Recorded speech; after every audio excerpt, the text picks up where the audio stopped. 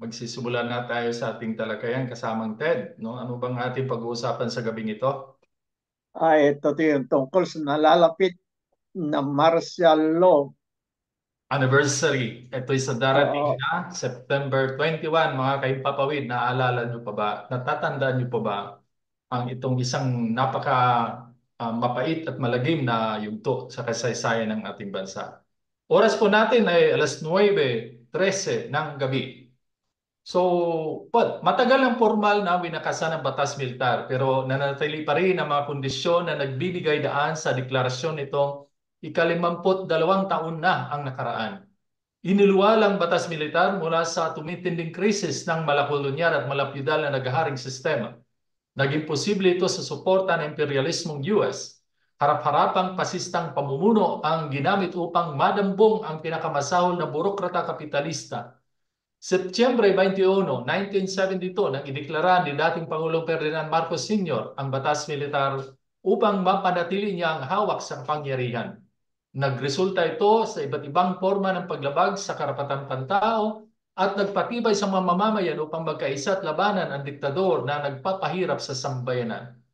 Ang proseso ng pagdakip o pagdukot, desaparecidos ng mga militar sa mga kumakalaban sa pamahalaan at pagkaroon ng mga bilanggong politikal sa sinasabing demokratikong bansa ay nagpapatunay ng batas o ang bakas ng batas militar ay naririto pa rin.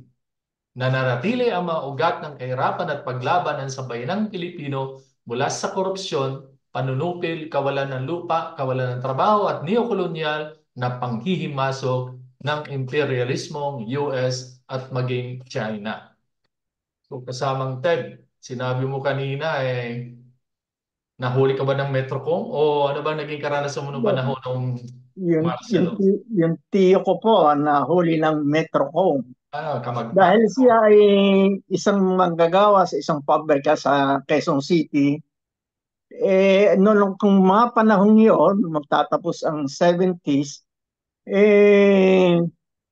nahulihan daw siya ng mga papel, mga leaflets, at yun ang sinabing ipinakita sa kanya, kaya siya ay dinala sa Campo Crame. At ang sabi ng mga PC, dahil noon PC pa, yung Metrocom, di ba? PC yan. Constabulary. O, Philippine Constabulary, dahil siya yung kung sa ngayon, siya yung parang, ano bang tawag, birdugo sa Ah, mamamayan. mhm. Ah, maraming pinahirapan, maraming tinorture. Yung tiyo ko na torture sa krame. At kinuwento nga niya sa amin yung paano siya tinorture, kinuryente, sinundot ng tingting, yung mga ganon. Grabe. Pero kahit anong yung sabi, wala daw naman siyang aminin. Kaya wala naman siyang masabi. Kahit may pinakikita yung mga PC na yun daw ay sulat, siya ang gumawa ng sulat. Pero ang sabi niya man niya, na natuwiran siya, ito may nagpagawa lang sa akin, na ito naman hindi ko alam kung ano. Kaya, pero nakulong din siya ng mga 2 buwan. Dahil nga mayroong nakapagsabi na hindi naman talaga, pero alam ko, sadyang leader manggagawa eh. So, kaya Gan, yung ganong karanasan ay nagaganap yan ng panahon ng martial law at hanggang ngayon, marami pa rin tayong mga nabalitaan at marami na rin mga ika nga naibalita no, ng mga biktima ng mga paglabag sa karapatang pantao, yung pagdukot. Ito yung, kaya masasabi ba natin na tapos na ba ang martial law? Mukhang hindi pa yata at nagpapatuloy. Bukod sa ang hindi naman dahil ang presidente ngayon ay di umano'y anak siyempre ng dating presidenteng nagdeklara ng martial law. So parang merong pinagmanahan. Pero ang katotohanan nito, higit sa lahat, wala naman talagang malaking pagbabago sa mga batayang suliranin na nagaganap. Kaya hindi pa rin nga masawata ang mga pagpoprotesta at pagtawag pansin sa ating pamahalaan na tugunan at bigyan ng tamang katugunan itong mga nararanasan ng ating bayan. So kaya para mas lalo pang palalimin sa kasamaan Ted, di ba nagkaroon tayo ng mga kaimpapawid, nagkaroon tayo ng pagkakataon na ma-interview natin, no? si isa sa mga ika nga tatakbong senador sa darating na eleksyon ng 2025, no? At alam naman natin na itong ating guest, sino nga ba itong ating guest? Ano ba masasabi mo sa ating panauhin at sa ating na-interview nung kahapon ng gabi? Yung ating naging panauhin, yung ating panauhin si Congresswoman Liza Masa, Mhm. sadyang may karanasan din siya. At sinabi niya nga, kinuwento niya yung nangyari sa kanyang panahon ng martial law. Dahil nung i-declare ang martial law ay siya ay fourth year na. Ngayon, 52 taon na. Kaya alam na natin kung ilang taon na yung tao sa ngayon. At talagang matindi yung mga nangyari talaga noon. Sabi nga niya, hindi niya masyadong nakuan nung una dahil siya ay nasa probinsya. Pero nung magpunta na siya at mag-aral na sa UP, doon niya nalaman kung bakit. Kaya nga, nabanggit nga rin niya, no, na sa mga panahong iyon, kung ano yung mga nagiging ika nga, tawag nito dreams ng mga ang hinahangad no ng mga kabataan ay hindi natutupad dahil nga sa isang mahirap na sitwasyon sa ating bayan ng panahon na yon. So, di ba nabanggit niya na isang mag-aral ng abogasiya pero hindi rin siya natuloy no gawa nga ng sitwasyon. At ika nga, hindi lamang siya ang nakaranas ng ganon at maraming nakaranas. Kaya hindi na natin patagalin, i-play na siguro natin yung ating mga kasama o ika nga sa pamamagitan ng interview ay walang iba kundi si mula sa Makabayan Black, no? At dating congresswoman o representante mula sa hanay ng mga kababaihan ang Gabriela Women's Party List at naging former National Anti-Poverty Commission Chair. At pakinggan na natin ang ating na-interviewing guest. Walang iba kundi si Lisa Lagursa Masa. Pinala tayo ngayon dahil ang ating panauhin sa gabing ito, napaka-busy ito. Nakitang-kita naman natin, nasusundan din sa mga iba't ibang mga balita, lalo na sa YouTube at sa iba-ibang mga babasahin. Kaya pinalad po tayo na pinaunlakan niya tayo sa gabing ito. Kaya welcome na po natin ang ating panauhin sa gabing ito. Walang iba kundi si Congressman Lisa Masa, no? Mula sa Makabayan Black. At siguro kilalang kilala naman natin si Kong Lisa. So, Kong, pwede kayong bumati sa ating mga kaimpapawid. Okay, magandang gabi po sa inyo, sa ating mga kahimpapawid at ako po ay nagagalak na maging guest nyo sa gabing ito. Okay, so simulan na natin kasi medyo mainit itong ating mga pag-uusapan lalo na at ang ating tema ay martial law o batas militar. So alam natin na medyo marami na rin nakakalimot o sadyang kinalimutan o ayaw ng pag-usapan pero ito ay isang napakahalagang usapin kasi malaki pa rin ang nagiging epekto sa ating bayan. So unahin lang natin, una sa tanong Kong, no? So para sa kaalaman po sa ating mga tagapakinig, no, at mga kaimpapawid na migrante, no, lalo na sa mga nakalimot o pilit na kinalimutan o sadyang binaluktot kasi meron nga tayong narinig yung historical revisionism. Maaari mo bang ibahagi sa amin ang iyong mga naging karanasan no, sa panahon nitong malagim na yugto ng ating kasaysayan ang martial law sa ilalim ng diktadoryang Marcos Sr. Okay, maraming salamat. Actually, nung idineklara ang martial law noong 1972, ako mga 15 years old, second year high school, no? Doon ako sa probinsya, sa San Pablo City, Laguna. At nung dineklara, tanda-tanda ko na yung tatay ko nanonood ng TV doon sa second floor namin. Tapos nakita ko yung TV na yung parang static, no? Biglang wala nang palabas. Tapos tinanong ko, ba't ganyan yung TV? Sira ba? Sabi niya, dineclare na raw ang martial law. No? Siyempre, 15 years old ako, hindi ko pa alam yon, no? Pero, ah, para sa akin, so third year ako noon, fourth year, andyan na, martial law, kailangan kong pumili kung saan ako magka-college. Actually, ang gusto ko, maging lawyer. No? Pero nung dineklara ang martial law, parang ang feeling ko, namatay yung dream ko. Kasi biglang naisip ko, paano ako magiging lawyer? Isa na lang ang batas. 'Di ba? Parang ganun agad yung sumagi sa isip ko. Na iisa na lang ang batas, paano pa ako magiging abogado? So, parang kumbaga tinalikuran ko na yung pangarap ko na yon at naging kinuha ko economics. But anyway, nung di pumasok na ako sa UP, no? Tahimik sa UP. Ako pa naman, parang at the time medyo nagiging aware na. Parang nakita ko yung mga demonstrations before martial law. Tapos parang ang naging isip ko pa noon, gulo naman ako. Pero parang kailangan talaga ng pagbabago sa bayan natin. Naku, pag ako naging aktivista, hindi ako magiging magulo. Ganun pa yung iniisip ko noon. Tapos, nung nandun ako sa UP, tahimik na tahimik. Tapos sabi ko, nasaan kaya yung mga aktivista? Parang mga walang aktivista na dito sa UP. And then doon nga, nalaman ko na rin at naranasan, parang hinahanap ko yung mga babasahin, no, yung mga progressive newspapers at saka magazines na binabasa ko dati, halimbawa yung Free Press, no, yung Graphic at saka iba pang mga babasahin. Wala na yon. So na yon, censored na lahat, hindi na sila pinayagang mag-publish.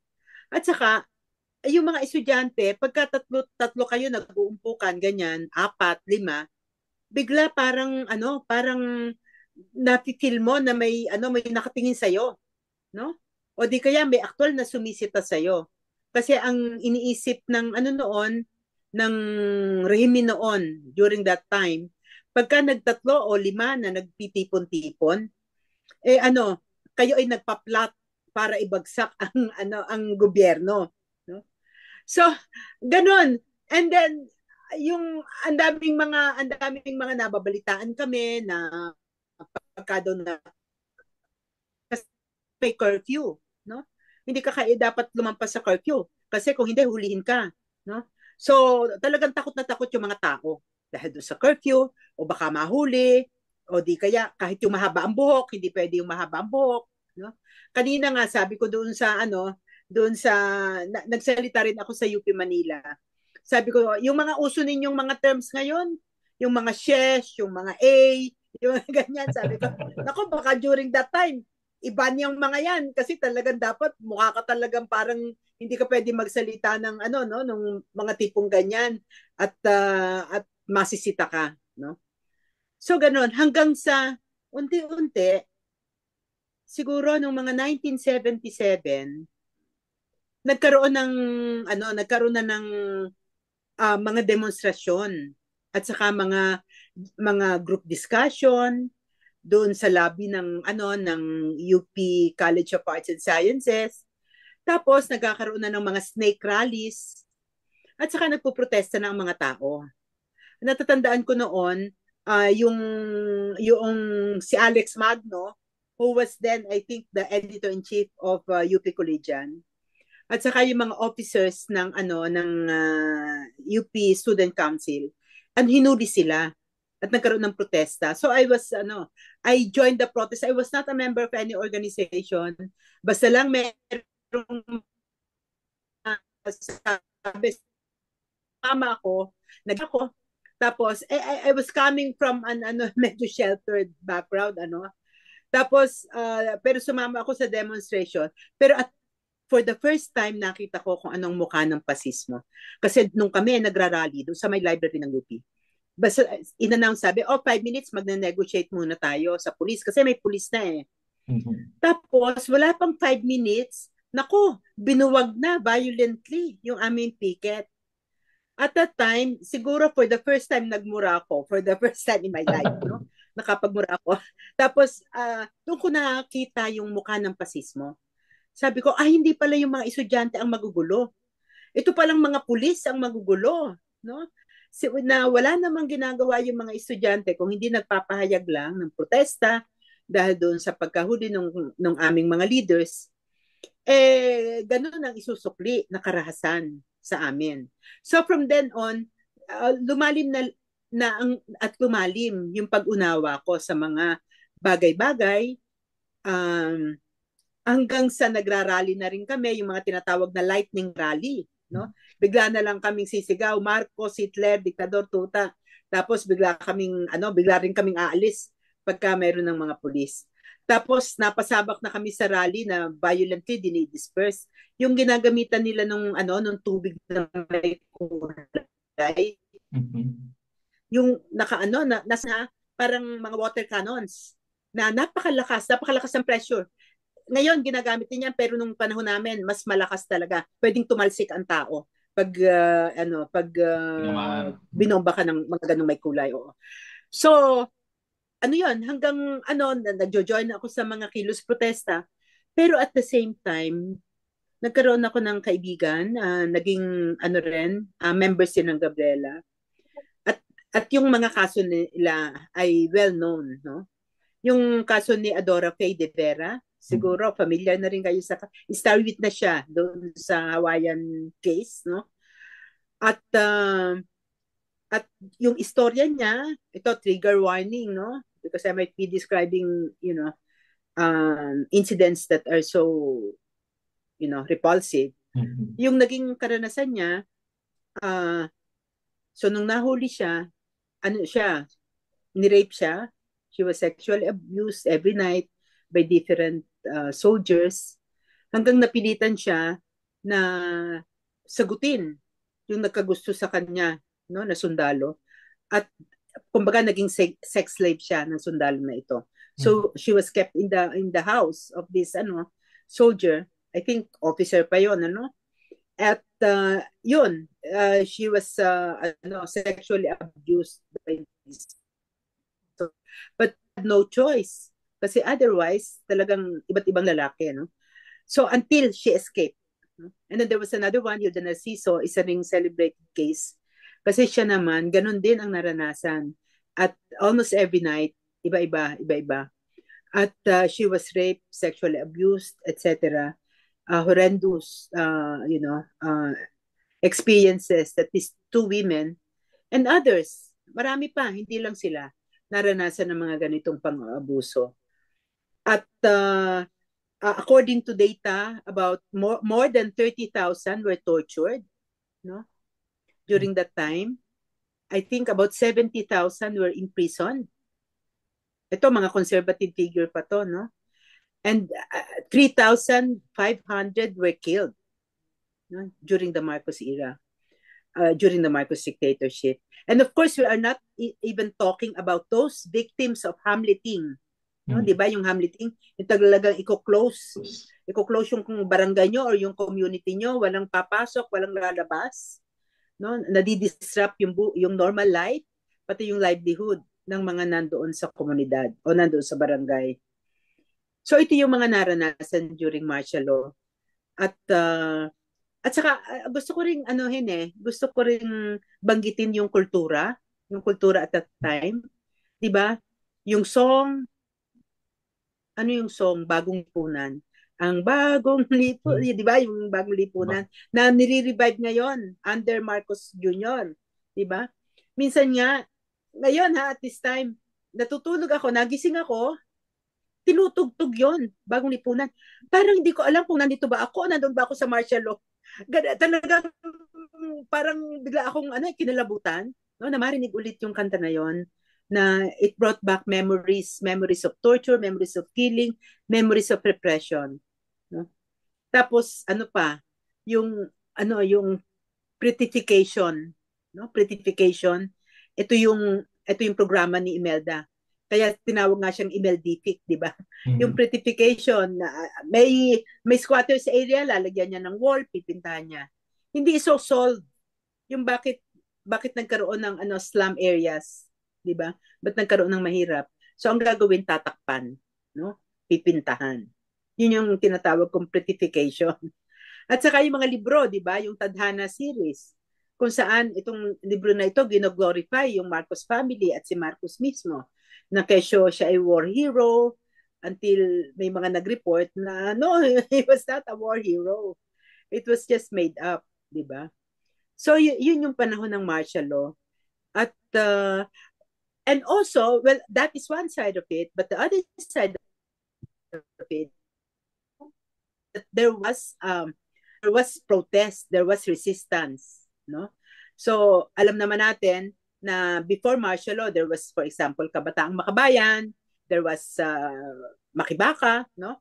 But because there was martial law that was imposed in 1972, they were forced to go underground. Kaya dami nag-underground.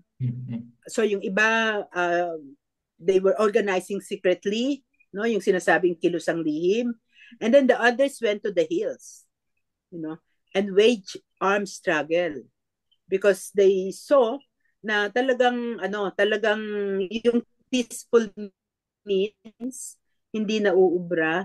Kailangang magtipon ng lakas ang mamamayan at magtayo ng sariling mga sundalo.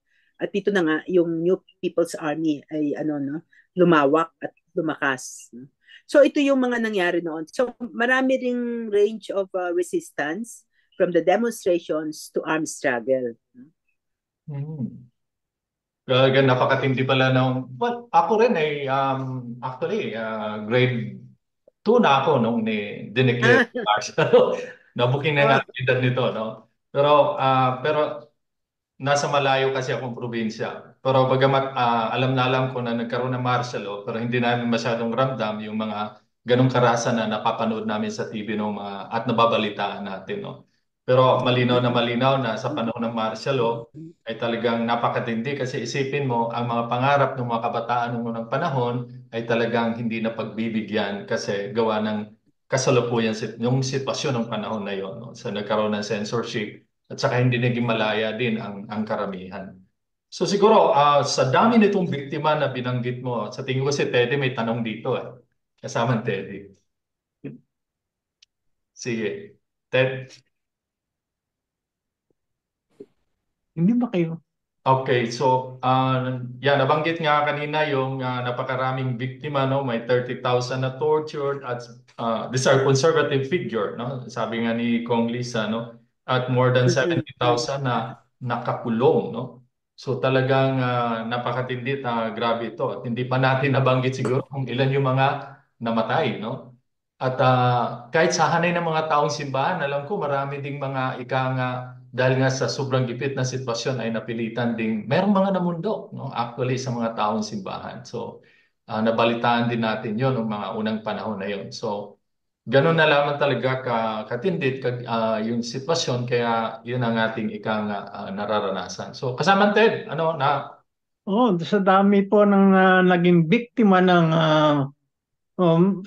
martial law o sa malagim at madugong yugto sa ating kasaysayan ng martial law sa pamumuno ng dating President Ferdinand Marcos Sr., ang ama ng kasalukuyang presidente, naibigay ba ang hustisya para sa kanila at sa kanilang mga pamilya?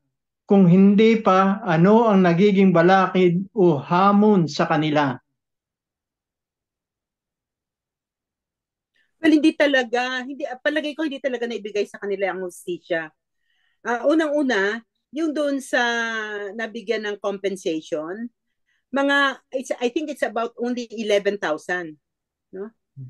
Given yung sinabi ko na kanina na umaabot sa siguro mga 100,000 o mahigit pa ang naging biktima, no? So, yung bakit hindi natin sinasabi na nabigyan ng hustisya? Kasi alam natin, walang nakulong eh. Diba? Doon sa krimen ng paglabag sa karapatang pantao, yung responsible sila sa disappearance, doon sa torture, doon sa killing, walang nakulong. At syempre, yung mga Marcoses, they were scot-free. Nakatakbo pa nga sila eh. Diba? So, they were not brought to justice, diba? Itong mga Marcoses, itong pamilya na ito, na siyang naging promotor dito sa ginawang krimen, no? Heinous crime against the people. Kaya ito ang isang malaking challenge, lalo na ngayon na kung presidente na dating diktator, di ba? Kaya't napakahalaga talaga na mabalikan natin yung kasaysayan nang sa ganon makita natin ang accountability ng mga Marcoses doon sa kanilang mga krimen. At hindi lang yan yung kaugnay ng political repression, no, and political crimes, but also yung plunder. We have to remember that the Marcoses have stashed away, you know, their hidden wealth that they got from the coffers, no, ng ating bayan ng Pilipinas. Kaya yung krimen ng plunder, hindi rin sila napaparusahan doon, no? Maraming kasalanan tong mga Marcoses na to. Pero dito sa mga nakasuhan naman po sila. Oh, Mga well, Marcos. nakakasuhan sila pero hindi sila napaparusahan, 'di Yeah. ba? No, malaging po. Kaya baliwala yung kaso kung di mo naman mapaparusahan. At kahit napatunayan, nanalo na, 'di ba? Si Imelda Marcos, ano na yun eh, dapat ikulong na yun eh. Pero anong sabi nila? Matanda na raw. 'Di ba? Ganun yung palusot. Matanda na raw kaya Humanitarian. hindi na raw parang mahirap na raw ikulong. Samantala, kamakailan may political detainee. No, I think he was 70 years old already. Nalimutan ko na pangalan niya. Pero just last month, 'di ba, namatay siya dahil sa ah, hin- dahil sa napabayaan, no?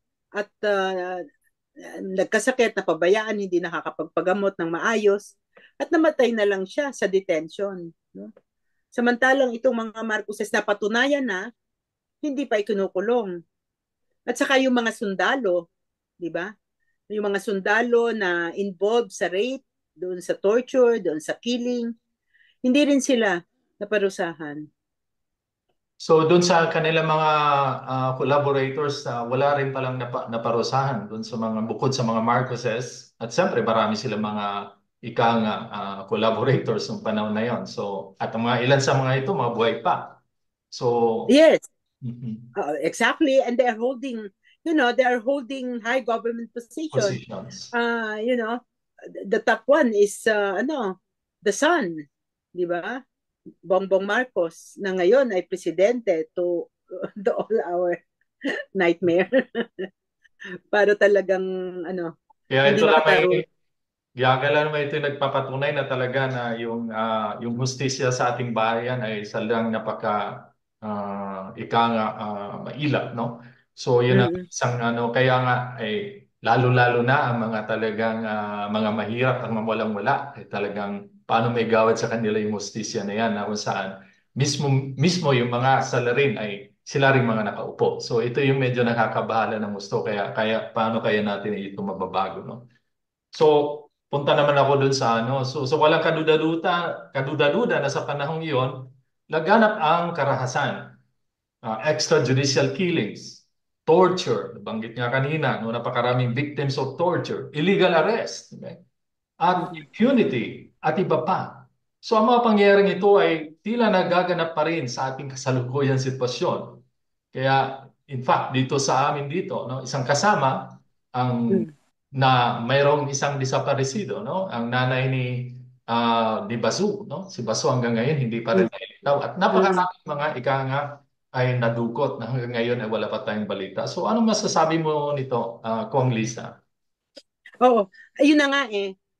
Siguro ang malaking lesson dito sa pangyayari na ito, no, na kailangan nating matutunan, kailangang i-address kaagad yung krimen na nangyari dati.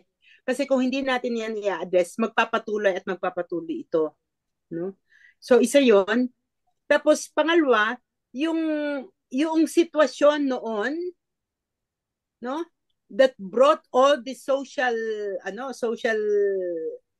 uh, problems ay pareho ay nandito pa rin, no?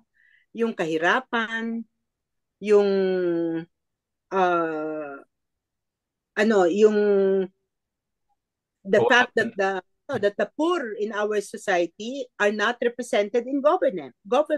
Mhm. Laging elite ang nandyan sa paggogobyerno. Tapos yung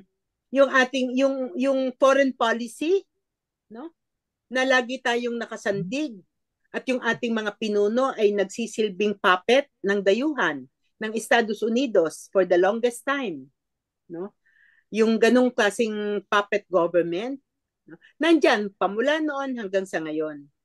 Kaya sa ganyang sitwasyon, lagi talagang magpoprotesta ang mamamayan. No, magpoprotesta ang mamamayan at ang sagot ng nakaupo ay pigilan sila sa pamamagitan ng violent means. So, no? So it's always been there because the situation is there, no? Why people fight the government is because there is basis for them to fight because their interests and their rights are not being upheld, recognized by those in power, 'di ba? At yun namang mga elite, they don't want to lose their position. They will really use force to stop, those who are against their policies, 'di ba?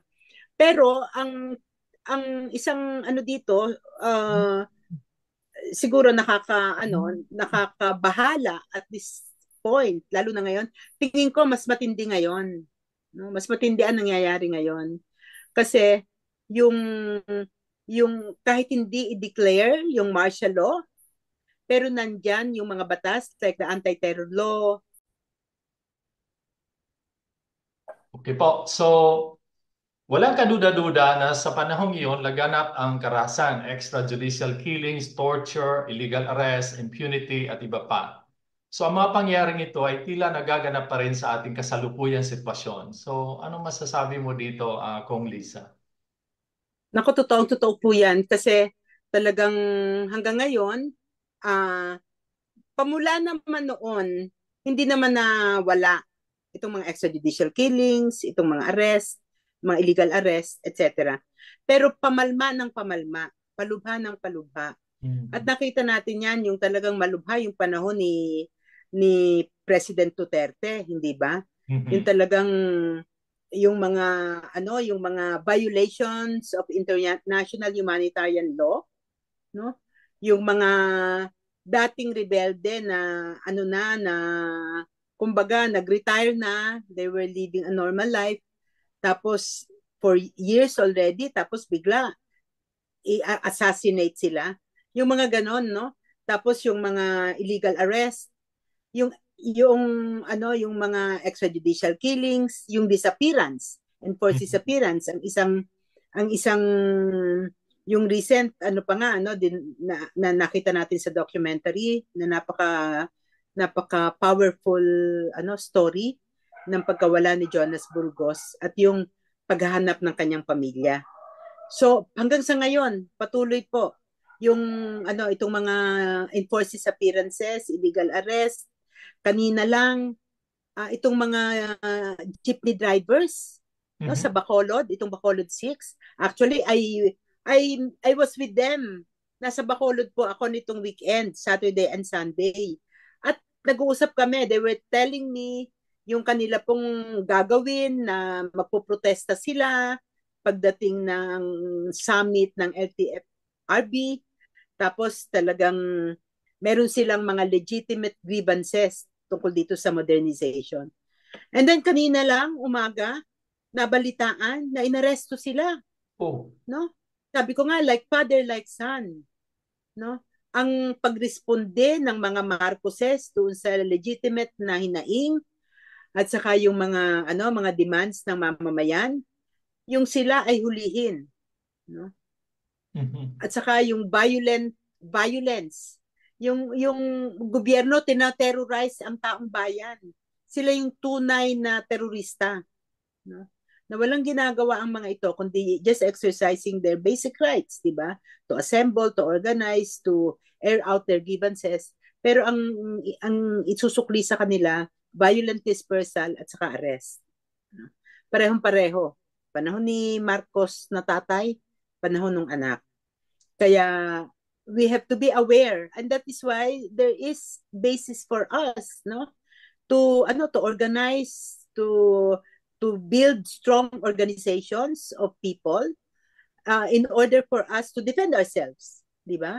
Doon sa ganung klasing mga ginagawa ng gobyerno, at the same time for us to be organized, kasi pag organized tayo, mas malakas ang boses natin kaysa isa-isa lang tayo, so that we can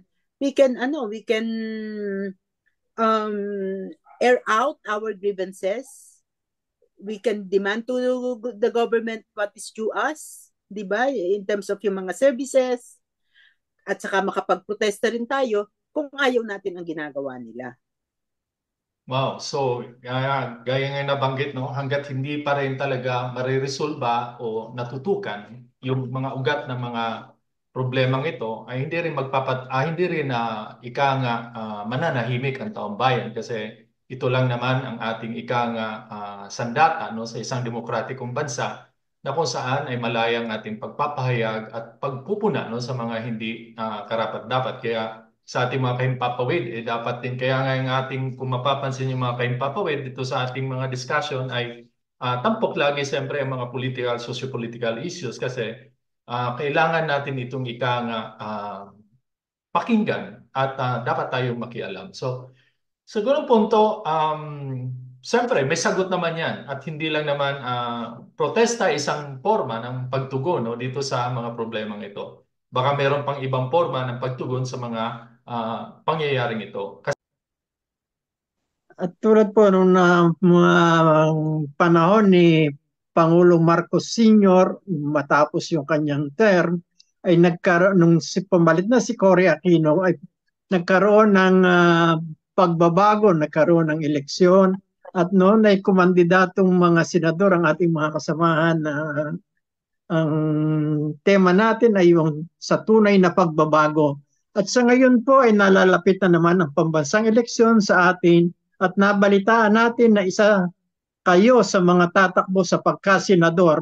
Bakit po si kasamang Lisa Masa ang pipiliin namin? Opo. Unang-una po ay gusto ko lang ipaliwanag na ako po ay tatakbo sa ilalim ng Makabayan. Ang Makabayan po ay tumatayo ngayon bilang oposisyon ng bayan. Ibig sabihin po nito, kami po na nasa slate ng Makabayan ay talagang may mahabang record, no, ng pagsusulong ng karapatan at kagalingan ng ating mga kababayan, lalo na yung tinatawag na grassroots sector, yung pong mga mahihirap na sektor katulad ng mga manggagawa, mangingisda, magsasaka, mga kababaihan. At tayo po ay tumatakbo doon sa malinaw na programa, no? Sa ilalim ng Makabayan, meron po kaming 10-point agenda na talagang sumasagot doon sa interes ng ating mga kababayan, no? At ako naman po ay tinanggap ko ang challenge ng pagtakbo dahil sa tingin ko po ay talagang kailangan na wag na talaga nating ipaubaya doon sa mga trapo, no, ang Senado. Kailangan po na bigyan natin ng espasyo, no, yung mga talagang subok na makamasa yung makataong bayan, no.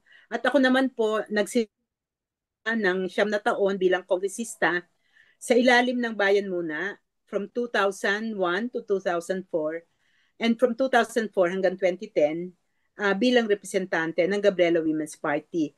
At dito po akda po tayo ng batas katulad ng Anti-Trafficking in Persons Act, no. Ito po ay naipasa noong 2003, no. At ito po ay nag-a-address ng issue ng trafficking.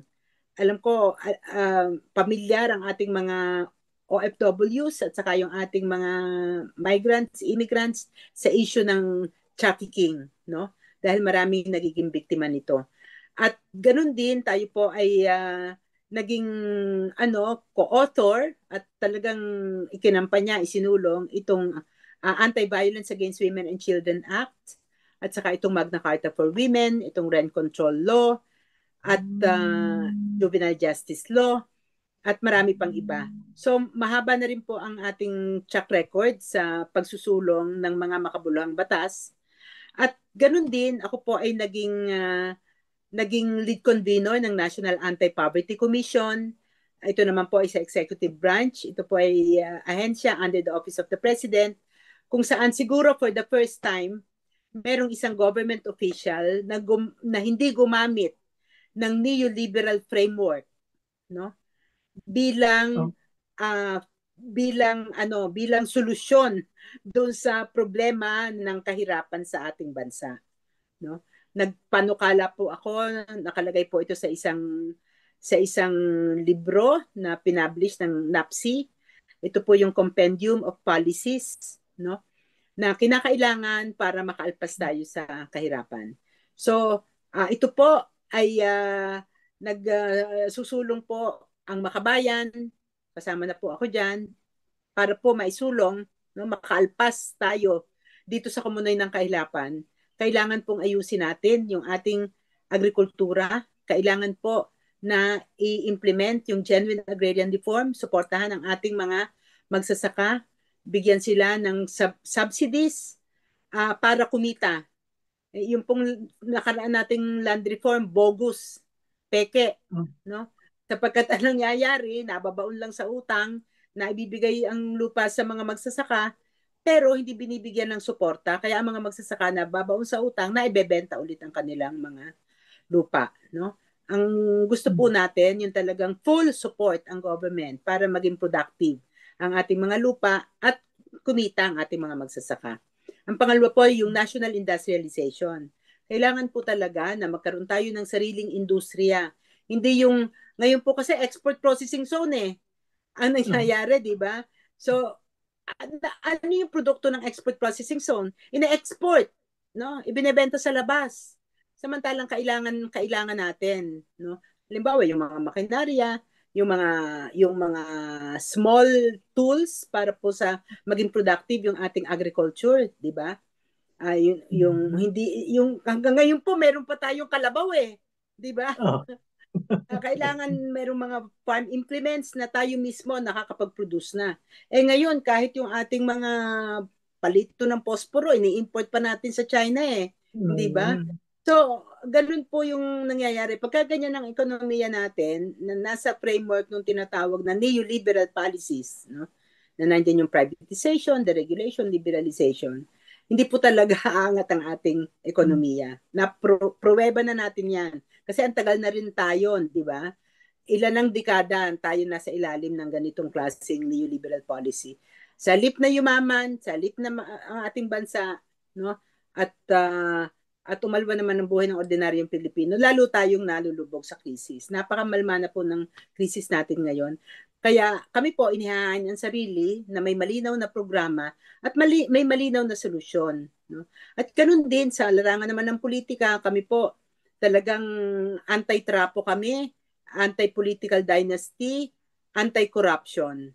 No? At kailangan talaga yung tunay na demokrasya, pakikinggan at kailangan nagre-represent sa paggugobyerno natin sa lahat ng level, yung mga mas nakararami. At ito po yung mga manggagawa, magsasaka, mangingisda. Kaya po dito po sa aming slate, talagang may mangingisda. Saan kayo nakakita ng gano'n? Ano? Talagang may manggagawa, may magsasaka, meron pong maralita, meron pong jeepney driver, talagang jeepney driver, no?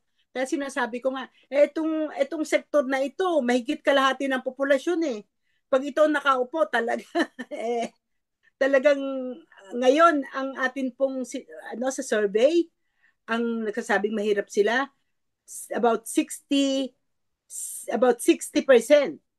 no? Or 58% ang nagsasabi na sila ay mahirap or poor, no? At napakarami, kung 1,000,000, 100,000,000 ang populasyon ng Pilipinas, I know it's more, pero para na lang madali sa kwentahan, kung 100,000,000 ang populasyon ng Pilipinas, 58 million ang nagsasabing mahirap sila. 48 to 58, nagpa-fluctuate po. At yung ating data pagdating ng mahirap, ano. At yung mga independent institutions like Ibon, sinasabi pa nga nila 60 to 70% yan sa totoo lang, no? Yung Hmm. yung nasa poverty line. Kasi magkanong wage natin? 630 plus, no? Oh, Ang samantalang ang cost of living 1,000, more than 1,000 a month. So ibig sabihin yung ating wage, minimum wage is a poverty wage, no? It's a poverty wage. Kaya talagang hindi nakakapagtaka kung bakit ang dami talagang lumalabas ng bansa.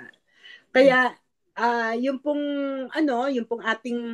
ating pong kasaysayan, yun pong ating kontribusyon sa legislative reforms, yung ating daladala na programa, yung pong matagal na rin nating karanasan sa pagsusulong ng interes ng masa, ng mga kababaihan. Matagal po akong naging representante ng Gabriela Women's Party at yung pong mga landmark legislations on women ay naging instrumental po tayo bilang nakaupong kongresista noong ipinasa po itong mga batas na ito, no, na nabanggit ko na nakapatungkol sa kababaihan.